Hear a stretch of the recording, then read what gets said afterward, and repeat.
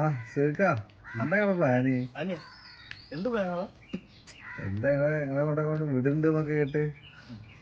അത് ഒന്നുമില്ല, ഞാൻ എങ്ങനെ ആലോചിച്ച് നോക്കിയാണ്. ഞാൻ പണിക്ക് ഡെയിലി പോകുന്നു, അഞ്ചിന് പൈസ കഴിഞ്ഞില്ല.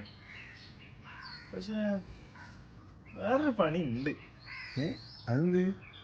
ഉണ്ട് ഇല്ലായിരുന്നോ? എന്താ സംഭവം? എന്താ റിസ്ക്കാ സംഭവം. അല്ല എന്താ സംഭവം? എന്താ പറയാ? സംഭവം എന്താ വെച്ചാൽ വേറെ ഒന്നല്ല, വേറെ ആരോടും പറയാൻ പറ്റൂല. നീ മാനർച്ചി നോക്കോ? വയനാട് ഇതൊക്കെ ഇല്ലീഗലാണ്. അറിയാം, ഉള്ളിലാവും. അതൊക്കെ അറിയാം.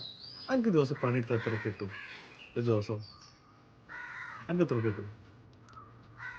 500 കിട്ടൂല? ഒരു 500.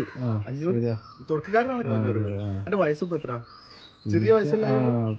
ഇനി നല്ലൊരു സാലറി കിട്ടുമ്പോത്തിന് എത്ര കൊല്ലം കഴിയുന്നറിയെങ്കിൽ ഞാൻ ചെയ്യാൻ പോകുന്ന കാര്യം എന്താ വെച്ചാൽ ഇപ്പൊ നൈസായിട്ട് വയനാട്ടിൽ പോകും. ഇത് അവിടുന്ന് ആരെങ്കിലും മുന്നോട്ട് പിടിച്ചിട്ട് മാന തട്ടും. മാന തട്ടി സ്വാഭാവികമായിട്ട് എന്തായി ഇതൊരാഗ്രഹം മാനസിക ആഗ്രഹം സാധിച്ചില്ലേ? എനിക്ക് കിട്ടുന്ന ഗവൺമെന്റ് ജോലിയാണ്, സർക്കാർ ജോലിയും കിട്ടും. ഓ മറ്റേത് ഏത്? ഇപ്പൊ ജയിലിൽ പോയാല്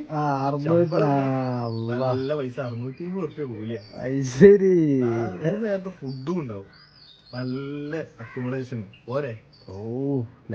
പിന്നെ സംശയം എന്താ വെച്ചാല് കല്യാണം കഴിച്ചു കഴിഞ്ഞാല്, അതായത് കല്യാണം കഴിക്കാൻ പറ്റുമോ എന്നുള്ള സംശയം. പരോള് കിട്ടൂ, എത്ര പരോളാണ് ഇപ്പൊ കിട്ടൂ.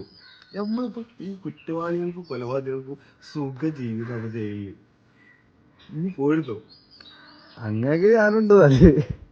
സംസ്ഥാനത്തെ തടവുകാരുടെ കൂലി കുത്തനെ കൂട്ടിയ സർക്കാർ ശിക്ഷാ തടവുകാരുടെ പ്രതിദിന കൂലി 10 മടങ്ങ് വരെ വർദ്ധിപ്പിച്ചുകൊണ്ട് സർക്കാർ ഉത്തരവിറക്കിയിരിക്കുകയാണ്. 63 രൂപയുണ്ടായിരുന്ന വേതനം 520 രൂപയായും 127 രൂപ എന്നത് 560 രൂപയായും 152 രൂപ എന്നത് 620 രൂപയായും കൂട്ടിയിരിക്കുന്നു. 4 സെൻട്രൽ ജയിലുകളായി കഴിയുന്ന 3000-ലധികം തടവുകാർക്ക് ഈ ആനുകൂല്യം ലഭിക്കും. രാഷ്ട്രീയ തടവുകാർക്കും ഇതിന്റെ ഗുണം കിട്ടും. തടവുകാരുടെ അന്തസ്സ് പ്രധാനമാണെന്ന ഉത്തരവിലുണ്ട്.